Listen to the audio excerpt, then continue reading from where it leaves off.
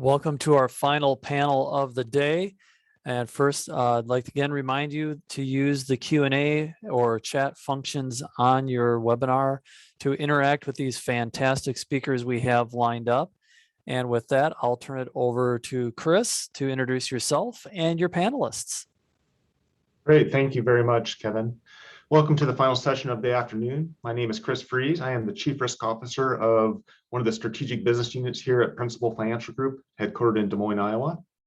Today, we are discussing the very important topic of environmental, social, and governance policy and issues, otherwise known as ESG.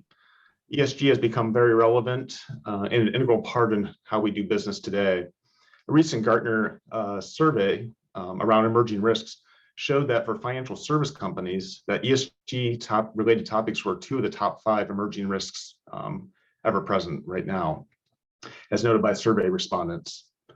In addition, 3 of the top 5 emerging risks with the most potential upside related opportunities for organizations were related to ESG as well. So certainly risk, but also opportunity, the key theme for today's forum. As a result, ESG is seemingly becoming synonymous with an organization's brand, as well as being viewed as table stakes for many investors. Given ESG is such a broad topic and a whole forum could be devoted to that in and of itself, we're just going to focus our time for this last hour on the social aspects of ESG. We'll hear from 2 experts in the field of how organizations' approach to handling social issues can impact a company's brand, but also can be a strategic asset. Our first panelist today is Cindy Leggett-Flynn. Cindy is currently the Executive Vice President of Global Communications at PVH Corporation, which is one of the largest fashion companies in the world, known for such iconic names like Calvin Klein and Tommy Hilfiger, among others. Cindy is responsible for corporate brand, marketing, social and digital engagement, issues management, and internal and external communications. Previous to her time at PVH, Cindy served as Chief Communications Officer at AIG, and was a partner at Brunswick Group, which has advised clients on a range of issues that companies face. Cindy is a graduate of Cambridge University and also involved with nonprofits focusing on educational access in developing countries as well as women's leadership. Our second panelist today is a colleague of mine here at Principal. Her name is Miriam Lewis. Miriam is currently the Principal's Chief Inclusion Officer, has global responsibility for designing, leading, and implementing strategies that foster an inclusive workplace, increasing employee performance that drive better outcomes for customers and business. And previous to her time at Principal, Miriam worked for over 16 years at the Clorox Company, helping drive diversity and inclusion at that organization as well as supply chain management. Miriam is a graduate of the University of Alabama and is also involved with various charities and boards involving those that help focus on elevating racial equity. Thank you both, Cindy and Miriam, for joining us here today. In terms of format, we'll start with some questions that we've set up and have a discussion, and then we'll reserve time as well for Q&A. So please feel free to use the chat or the Q&A part of the webinar here so that we can get some audience participation as well. So with that in mind, let's start with the first question goes to both of you. We'll start with Miriam and then we'll go to Cindy. But what motivates you to work in the ESG space today? Yes, and thank you so much, Chris, for the opportunity to be here today. And thank you for joining the call today. I'm really excited to share with this team and to learn as well. So to your question, Chris, what motivates me? I think it's my passion for people. So you mentioned earlier about how we get to how vast and how broad this space is. So we get to work with a large variety of people in this space, and I really love to help people. So for me, it's helping our employees, our customers, our suppliers, as well as the communities where we operate. And then secondly, I would say that it comes down to the work itself. It's probably the most fulfilling or rewarding work that I've ever done. I previously, as you mentioned, worked for the Clorox Company as well as the Coca-Cola Company. So I've gone from bleach and beverages to helping to foster a world where financial security is accessible to all. So, and that's our purpose at Principal. So I'm just excited to get to do the work. I believe that it's a part of my contribution to society. Cindy? Hi, and again, thank you very much for inviting me to be part of the panel today, and thanks to everyone. It's the last panel of the day, so we appreciate you sticking around. And also, I I just have to do the usual disclaimer, which is that all of the views I'm sharing today are my own and are in no way official policy or views on behalf of PVH Corp. So in terms of motivating to work in ESG, I work in the corporate communications field, and I have my entire career. But I would say if we are communicating and engaging in the world today, we are all working in ESG. So, you know, even before Larry Fink dropped that infamous letter in January of 2018, you know, where he, well, I wrote it down, you know, companies need to contribute to society or risk losing our support. You know, I think we had already seen a trend, and, you know, ESG investing when it first came out maybe seemed like a fad. I mean, clearly that is no longer the case. So, you know, in corporate communications, I focus on a company's reputation, valuation, and then how we engage with our employees. And I think, you know, Chris, as you set it up, it's table stakes now. We have an expectation from everyone we do business with. And I know, you know, everyone who's on the call now too have probably had to go through that process of filling out the client forms to demonstrate that we are committed to the same values that they are. So I think anyone who's working in the world of business today is engaged in ESG, whether they were motivated to or not. Well said, well said. Maybe pivoting a bit more to the social aspects here a little bit. Tell us about some missteps you've seen, Cindy, in terms of companies making when responding to social issues. Well, and I know we're going to get on a little bit just to the framework, you know, that you know, companies consider when they're responding. But I think the biggest missteps we've seen are where people are feeling pressured to respond, and they haven't really taken a step back to consider, is the response that we're considering to make, is it really real and authentic to who we are as a company? But even more importantly, when we make this statement, do we have the actions or the intention of action to stand behind it? And I was kind of Google, you know, anyone can Google around, but I remember, especially during Black Lives Matter, you know, there was a hashtag that was trending at that time, pull up or shut up. And so I think companies who feel like they've ticked a box because they've issued a response or had their CEO post something on LinkedIn without real intention behind it, you know, I guess back in the day on the environmental side, we used to call it greenwashing. You know, say nice things, but have no intention of changing your business strategy or policies. And the same applies here with social issues.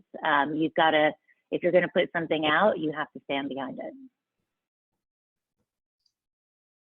Yeah, I couldn't agree with you more, Cindy. I totally agree. Companies need to know when to say and make sure that they have that, what to say and make sure they have a credible voice behind it. I think too, one of the things that we strive to do is to create this safe and inclusive workplace for our employees. And we leverage our employee resource groups to help us with that. And I would agree with you, but I'll be transparent and open and share that.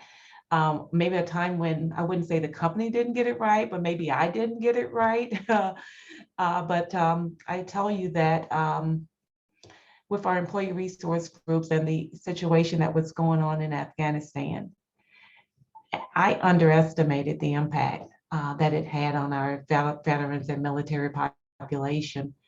They were highly disturbed. They were distraught. They were devastated by what was going on. And I didn't get it, despite the fact that my husband is a retired Marine. It just didn't, everything doesn't land with everyone the same way. So I wasn't proactive in acknowledging the issue. And once it came to my attention by our employees or our veterans employee resource group, I had to pivot and I had to pause and talk with them and understand, you know, the impact, their feelings that they were having, had to really process them, and then understand what support they needed. And what they really wanted were two things, two very easy things for us to do. And one was to acknowledge the situation, for a corporate acknowledgement, just internally, using our internal website. And then second was that they needed help, because I mentioned to you that they were devastated. So that was some of using our EAP program for some coaching and counseling support. And from that situation, I'm sure, as you mentioned, Cindy, companies learn a lot, right? So for me, I really learned to pause and sit in current events and situations. Don't just react or don't go through it quickly if it doesn't hit me one way, but really to think through the impacts of different communities. And then I also now pause on my weekly team agenda to talk with my team about the current events and how it's landing with them and how we should be thinking about it. And then I also learned to over communicate and really encourage our employees to throw the red flag. If it's been a day or two and I haven't said anything, toss that red flag, call me out on it and let me know what you need, because sometimes I won't always know. And I needed to be vulnerable because employees expected me to know, right? And to put it on the table. And I was just really appreciative of the amount of grace that our employees extended to me. And we ultimately landed in the right place. Thank you very much for sharing those learnings and things for all of us to sort of reflect upon here. Thank you both. Cindy, maybe to the point you raised earlier about framework, what framework do you use to decide if and when to respond to social issues? So there are a lot of different frameworks and decision trees and formats, but that I know a lot of companies use. We tend to look at things through a lens of kind of five lenses, of increasing scrutiny. Number one, is it an issue that we can speak about with authority and authenticity, which I think we've already touched on, but it was interesting to see, how the corporate response was shaking out around voting rights. And, there were many companies who came out on the record, in support, well, I don't want to go political, but let's just say some companies commented and then other companies chose not to. And I think, Jamie Dimon from JP Morgan came out and he was very clear to say, we don't do business, this was around Texas, we don't do business in Texas, and we're not in the business of politics. This is not an issue that I feel authentic about communicating about publicly on this particular piece of legislation.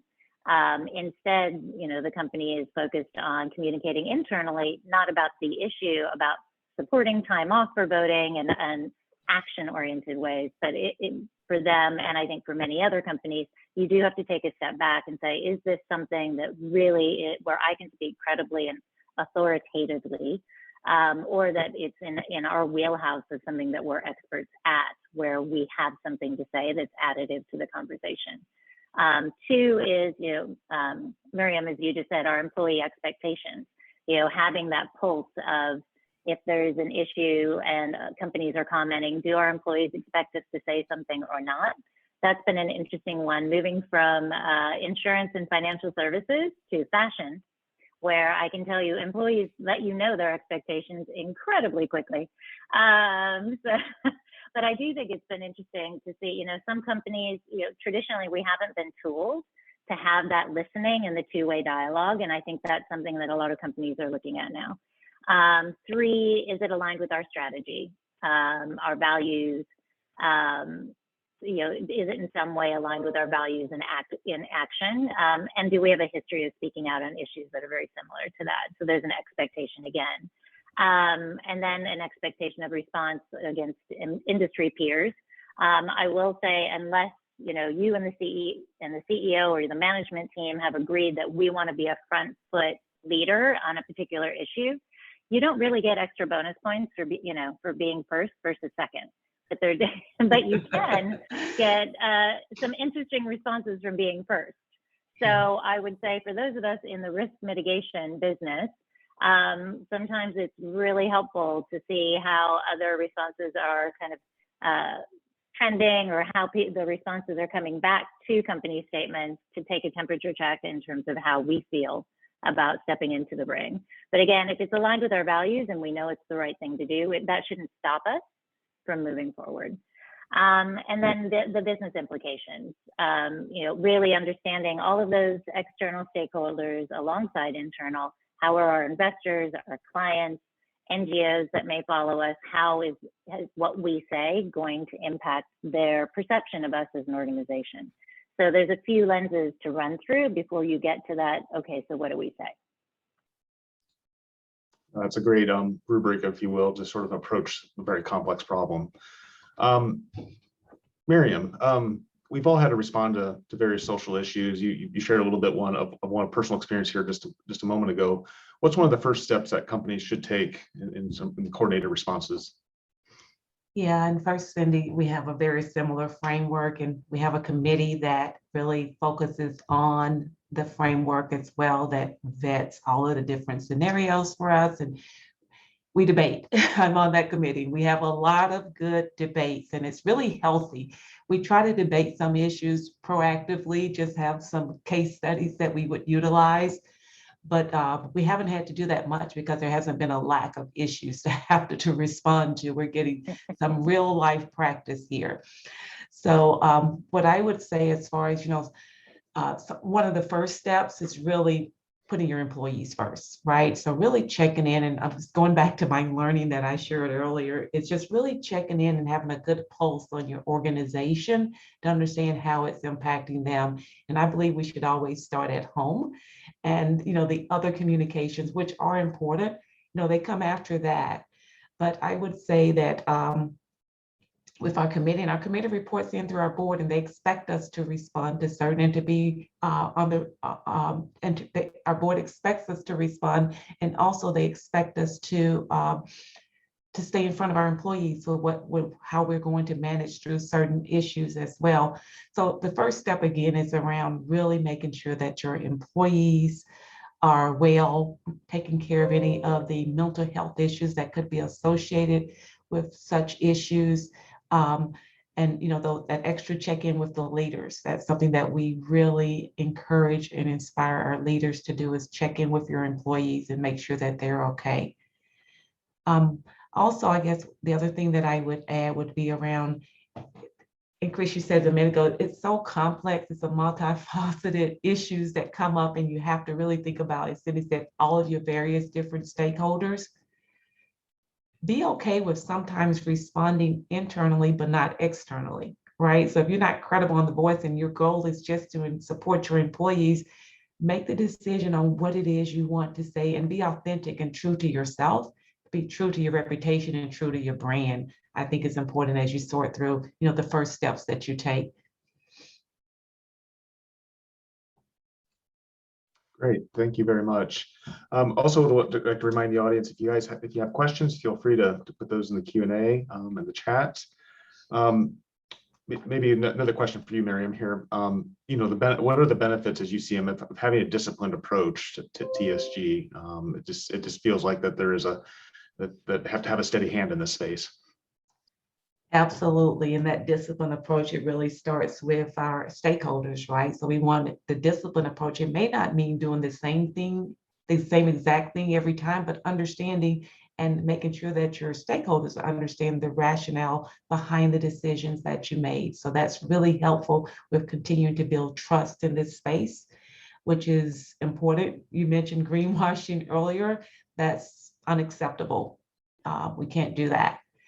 Also, it's the right thing to do, right, for all of our stakeholders, including our clients, our investors, and our employees. And then the big one, Cindy, you hit this one as well, it's the profitable and the responsible thing to do, making sure that our investability, right, remains solid, and that we're able to continue to gain and retain business because of our ESG efforts as well. It's a key enabler to what we do. Cindy, you mentioned brand reputation. That's a key benefit to this space, is making sure that as we prepare for our proposed ESG regulations, that it's not just in the United States, but it's beyond, it's everywhere that we operate, and that we're consistent and disciplined in that approach as well. And then the last thing I would offer is that it really helps us and gives us insights into future costs. Could be around climate change or carbon tax, but by really staying on top of this, it helps us to be able to project that cost and to make sure that we're planning accordingly. The discipline approach is also operational excellence, right? And it's really just good governance. It's a critical component for us being able to have continued success, I should say, and striving to do what's right. And then probably the best way to summarize it, it allows us to do good consistently. And we all know that doing good is good for business. It's definitely good for recruitment as well. Yes. Oh my goodness. Recruitment and retention, right? Cindy, I think about, our workforce has about 50% millennials. And this Right. is important to most employees, but it's important to almost all millennial employees. So it's important, absolutely, from a recruiting and a retention standpoint. Our talent acquisition team is having to answer more questions around this than ever before. Yeah, we had an internal meeting here in the organization yesterday, and one of the well-placed phrases for the leadership group was, we're no longer interviewing candidates. Candidates are interviewing companies, meaning sort of what are your general positions on a whole host of issues. So I think this is very fitting.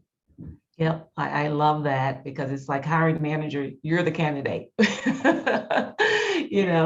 Things have really changed a lot, and it's causing us to be more intentional about these efforts and to really walk the walk. And I love that we're being held accountable, not only from our board and our senior leadership team, but also from employees and from recruiters, peer companies and other, it's amazing right now, the amount of focus, how heightened that focus is in this space, and what it will take for us to really sustain and make meaningful change and impact.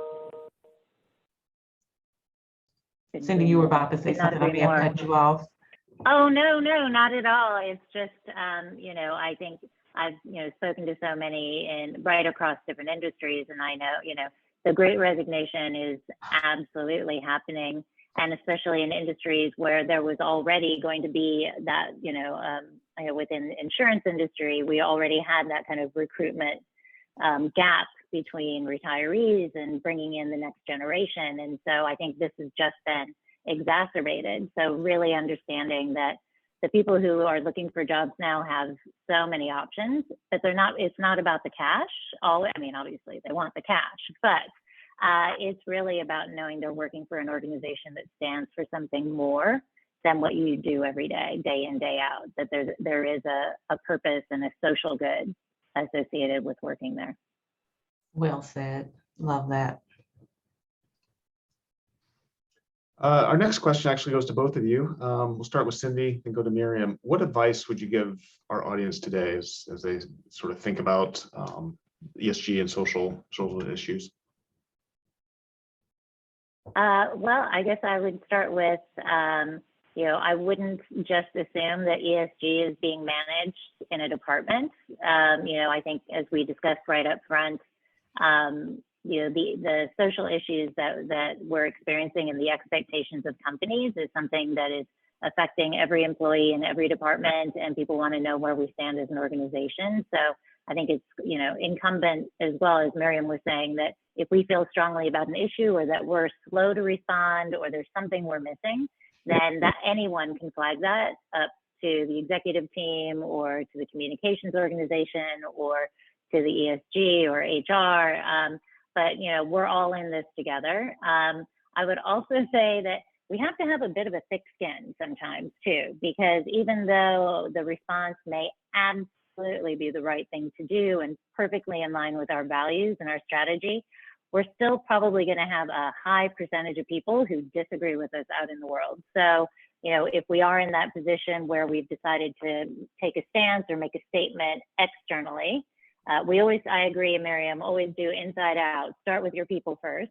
But you're going to get people who do not agree with you, and that's just the world we live in now. And so, as long as you stay true to your values and it's aligned with your strategy and it's something you can authentically stand for, you just have to keep going and tune out the noise.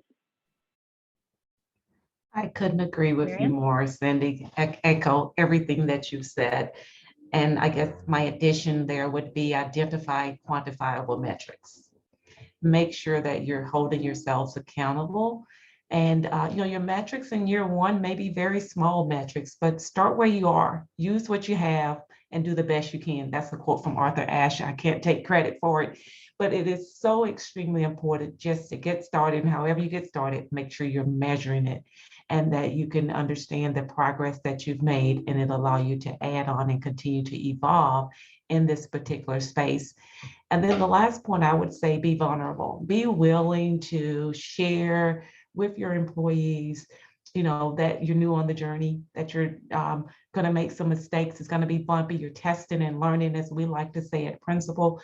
And then make sure that you're sharing. And it will also allow employees to be more vulnerable and transparent as well in their everyday work. So just create a culture where there's great trust and folks are able to contribute to this space, because as Cindy was saying, that it's all of our jobs. It's not one person's job, and it's not the DEI team or the ESG task force team. It takes all of us working together to make sure that we are, I'll say, living the dream and doing good. Well, and just one last point on that, I think, is that it isn't, this isn't a function in itself. These are strategies and approaches and policies that have to be integrated into our business strategies as well. So, within PVH, that takes into account supply chain, human rights, garment workers, environmental impact of shipping and transportation. Our policies and our ESG approaches have to be integrated into the hiring practices globally. So it's not, being managed in one place of the company. So again, as managers and leaders, we also, it's on us to also understand our policies, approaches, and look for ways that we can deepen the integration of ESG into what we do every day. Yeah, that's a great point. And I'll probably add one example to that, Cindy. Chris, if we have time before you're ready to go to Q&A, I think about our green team. So it's another one of our ERGs, and they're really love and passionate about the environment. So on their own time, they created a composting program for our corporate cafeteria. So it wasn't something that we had to charter a team to go do for us. This group of folks came up with that idea and put it in place. And there are many other ideas out there that have happened just grassroots and organically. And I think that that's extremely important. It's just empowering our employees to take action. And then Cindy, folks like you in the communication space get to amplify all the many stories and things that are happening around corporations and really talk about it from how the employees are contributing. Great, and I appreciate, Cindy, as well, you mentioning supply chains, because that was earlier in the day. You may not have been on the line at that point, but supply chains have been a common theme today, and just sort of the integration and the risk that presents to organizations as well. We do actually have a question from the audience here, and the question is there a chance that you could create a kind of inverted DEI impact as team members sort of choose the company they work for? So maybe sort of a little bit of a reverse of the thought from before. Say a little bit more about that, Chris. That's about as much as I had for the question here, but I think before, when the scenario we were talking about earlier was really around maybe it's not us interviewing candidates are interviewing us, and is there a bias that potentially comes out of this, self-fulfilling prophecies, those type of things, as you get interviewed, if you will, and people choose you as an organization. Curious on your reactions or thoughts. Yes, I think that there's definitely an inverted pyramid, and we need to be very close to and participating in, not just able to talk about what's going on, within our company. Recruits want to hear about the ways that we're contributing, how the team is getting involved, and how they can contribute within the team environment itself. So I really think that the idea that you put on the table is a great idea, and the way that we should really turn it on its head and start thinking about it more differently, considering the environment that we're in. And another point that I would add there is, I don't think the environment is going to change anytime soon. I think this may be part of a new norm, which is going to take new ideas like the one that you just offered. So absolutely. Cindy, what would you add? Yeah, well, I think, when you said the new norm, I guess it's just also this place that we are in, having come through, the pandemic, many places are through the pandemic. I guess I'm not going to call the end of it here. But, you know, having had this time that people have where they've been working from home, but also given pause to what they really value and where they want to spend their time. So I agree. I think that the mindset has changed very much from you're lucky you have a job to what more can we do to ensure that you enjoy working here and making sure that we're getting, you know, getting 110% from your employees isn't just a given. You know, we have to motivate them to be excited, to want to create, you know, success for us, and then how that in turn does provide some good or benefit to society. Yeah. I really like that it keeps us on our P's and Q's, as I used to say. I'm originally from Mobile, Alabama, so I have some things that may or may not resonate here in the Midwest, but it really keeps us on our P's and Q's as well. And we probably should have never gotten relaxed in this space around talent as well. So I really love the new tension that's added in this space. Well, and as someone who was born in Iowa, P's and Q's resonated with me. Well, good. And I'd be remiss if I didn't say I'm an actuary by trade, and P's and Q's are important in that profession as well for mortality. So actuarial jokes aside. Maybe another question. It's sort of in the news anyway. Social media seems like it's always under fire, at least nowadays in DC. So there's so much buzz around social media platforms and how they can be weaponized in some instances. So how do organizations need to think effectively about those mediums, the environment, and the environment, you know, given that they're very central to conducting business for many organizations? Do you want me to kick off on that, Miriam? Sure. Well, I guess first I would say, just because they exist and lots of people are on social doesn't mean you have to as an organization. I think, you know, that's where, you know, you take a step back and really think about where your stakeholders are. What do we want? What is the information they want from us, or what do we want to deliver to them? And then, you know, where are they and what are the best channels to reach them?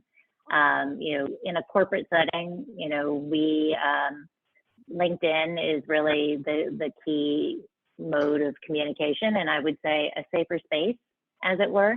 If you want to get a conversation going and you want to, you know, create some heat, then jump on Twitter by all means to have that. But you know, from a corporate reputation and risk mitigation perspective, you know, we're careful to think about the channels where we engage and what we post there.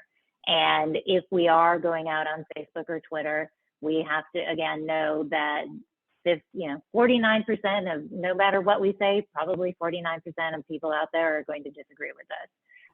But we don't have to be compelled to engage.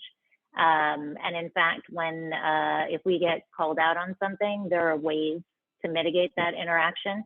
But having a big company response is a good way to add flame to smoke, as it were. So I think that's where, you know, we all have to leverage the expertise that you all have in your corporate communications team and with your social and digital team. Because I guess the other piece of that is around the insights.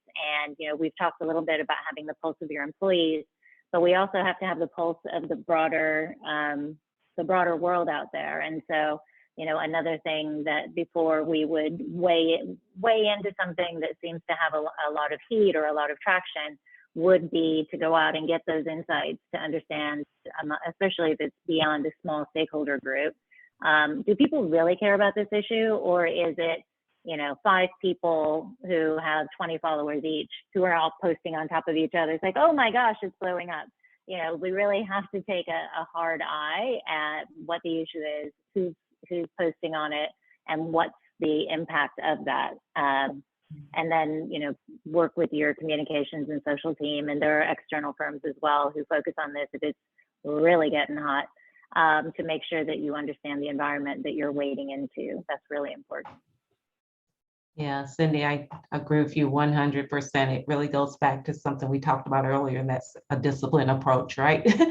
And we, as corporations, we have to have that in place and have really good guidelines in place for not just for the company's posting, but also for our employees and what they post, to make sure there's good accountability and responsibility there, that we're responsible there as well, because it matters. Words matter. It matters what we say on those platforms, and our employees are an extension of us. So we do have expectations of our employees as they engage on social media, because we're a very ethical company, and we want to make sure that we're upholding that, and as an employees are an extension of us. But I would say, again, I get every situation is different. So it is very hard to say, oh, well, you just do X. But especially where employees are concerned, or someone feels that they were treated poorly, or calls the company out for any of the social issues that we're talking about today, you can't leave that hanging. So there's likely going to be an agreed response that has been drafted with your communications, your legal, and your internal team, and your professional, like Miriam, who have agreed what that response is and how we're going to take that offline and deal with that issue out of the public eye. Thank you for those insights. Maybe the last question, unless something else comes in here. We talked a little bit earlier, just sort of touched a little bit on Wall Street or investors. Is it, out of curiosity, based on your experience or observations, is there a way to, we talked about the Wall Street looking at this as table stakes, having an ESG position and such. Is there a way to differentiate yourself in that space and be more accretive, if you will, to investors? And if so, any thoughts around where in today's world that would be resonate? Well, maybe Miriam, I'll start, because I think you seeded, the answer before as well, which is a lot of times the ESG policies or actions that we're taking are also a bottom line driven exercise. And I think that if you can demonstrate how your ESG policies are being integrated into business, so you use less electricity, you travel less, you use less water, you use less paper, that saves you money. If you are truly, working towards a diverse and equitable work environment, you have fewer lawsuits, there's a lot of risk, but also you can demonstrate that you are developing better products that are reaching a more diverse audience. So, there are so many ways that you can tell those stories in terms of how you are integrating ESG into your business. And you can pretty easily demonstrate the value that comes from that, beyond just we get to put out a fabulous report and tick boxes. There's nothing to add to that. Well said. Well, that's a compliment coming from you, Miriam. Thank you. You're very generous. Great. We did get a follow-on question here. Suggestions for companies that aren't overly publicly facing. What should they be doing to make sure they aren't left too far behind their public company peers? Yeah, I'll start with perhaps offer a couple of suggestions in the inclusion space itself. So I would say definitely making sure that you're infusing inclusion into both your people and your business practices. From a people perspective, it could be on the front end of maybe your talent acquisition practices, making sure that maybe you have inclusive interview panels, or maybe you have diverse candidate slates, and that you're increasing the diversity within your company. And it's not just diversity for diversity's sake, it's really for, as Cindy was talking a moment ago, it's for that innovation. It's for that differing thought processes and getting to those better ideas and the rich ideas that could help make us all more competitive in this global marketplace. And then the other thing that I would offer would be around making sure that you're upskilling your team, and making sure that your team is culturally savvy. That comes by way of unconscious bias training, or even include training. Maybe there's a mentoring program where you're transferring institutional knowledge throughout the organization. those are some of the things that people don't necessarily think about when we're talking about ESG, but they're absolutely critical to that space. One of the things that we just did this month, and I don't think that that we just did this month, is that we opened an on-site community learning center. And with the on-site community learning center, we just offered it to nonprofit organizations to be able to help students in grades 6 through 12. So this is another way that we're, giving back to the community. So I had mentioned earlier that it's a very holistic approach. It's about your employees, it's about your customers, it's about the community and your suppliers. So it's how do you pick kind of like a lane that you want to start in. Being a non-public company, you get to choose. We being a public company, we probably have to contribute to all of those lanes, and and just work at what you're core at and what you're really good at. But I would say just maybe looking for the area that's core to you to drive those improvements in and to make sure that you are taking the social aspects and efforts to make a difference. Yeah, completely agree. And I think, depending on the size of your organization, even if you're not publicly traded, you may be recruiting and you're against the same, you are up against public companies, and the people who are interviewing, as we said, may have the same expectations for you, regardless of whether it's required. So, and I think the same goes for clients as well. So, really having your finger on the pulse on those client expectations is going to be really helpful for you on that front too. But yeah, just to echo everything that Miriam said. Yeah. And maybe even having a good pulse on the employees in the organization, what are they really passionate about? And you get so much discretionary effort out of employees' passion. So really understanding what that is, that may be a good place to start as well. Well, great. It's late on a Friday afternoon. We've exhausted our questions here. So what I think I'm going to do is I will turn it over. I don't know if you guys if you have any closing remarks you want to each make. I don't know, Miriam or Cindy, any closing thoughts? Well, I would go back to maybe the advice that we've shared, and make sure that it's a team sport. So I would recommend that you get all team members into the game, and it's extremely important, and that actually determines the pace of your success, the way in which you're able to engage your team. So good luck on the effort. We're all in this together. Don't hesitate to reach out if you have any follow-up questions or ideas that you want to bounce off with me. And I'll just say thank you so much for inviting me this afternoon. It's been great fun, and I hope we were able to offer some helpful advice. Great. Well, thank you, Cindy and Miriam, both for a great panel discussion today, leaving us with deeper insights from your experiences into what it's like to manage ESG in large organizations. I'd like to thank our audience as well for the participation, sticking with us through a late Friday afternoon. I will now hand this back over to Kevin. Great. Thank you, Chris. And thank you to Cindy and Miriam as well. And to all of you for attending today. I would be remiss if I did not give a strong shout out and thank you to the members of our steering group, who are risk professionals and executive leaders who pulled together this panel to address issues that were top of their minds, and they thought they would like to share those ideas with others. Over the coming days, you'll be receiving a follow-up survey. We would certainly appreciate your thoughts, feedback, and they'll be very helpful in helping create future events such as these. With that, thank you for a very full day. Thanks for joining us, and have a great afternoon, everybody.